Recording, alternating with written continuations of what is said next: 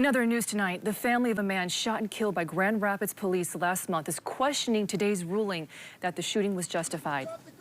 Target 8 investigator Ken Kolker is here now with their reaction.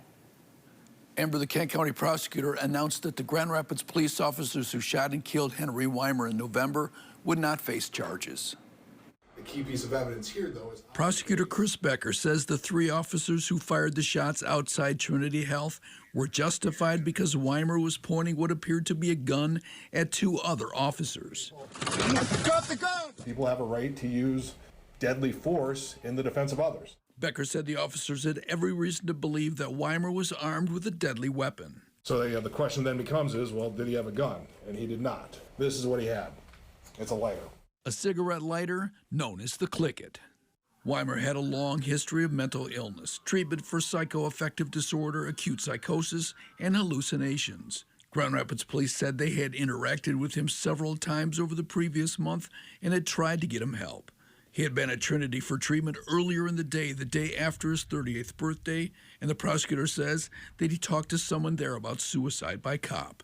He had lunch with his mom, but Becker says it wasn't clear why he returned to Trinity late that night, waving what appeared to be a gun. What was going on specifically, why he decided to do it at this point in time, I necessarily can't answer that. He had written a last will and testament with a pen he had borrowed from McDonald's. Police also found a handwritten note, quote, "I really can't be violent. I'm Hank." His sister, Naomi Weimer, says her brother was more than the mental illness that was tormenting him. Hank was so loved, and he was hilarious. He was hyper intelligent. He was so much more than what has been said about him. She says she believes police could have done more.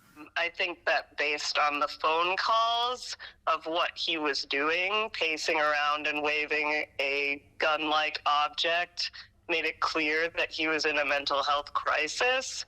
So it's really strange to me that they didn't send some kind of crisis team, that they didn't ask him any questions, that they just literally said, drop it over and over when he said, shoot me. The prosecutor defended the police response. It's a dangerous situation from their perspective. They don't need to wait till firing because they need to go home too. The prosecutor says police found another note written in crayon, quote, "Sorry, GRPD. Thank you for caring and watching out for me." He did care about the police department. He cared about GRPD.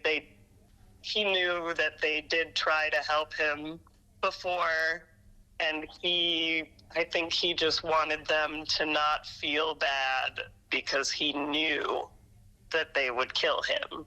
He was just a good guy. I think it was his way of saying he was sorry for doing this.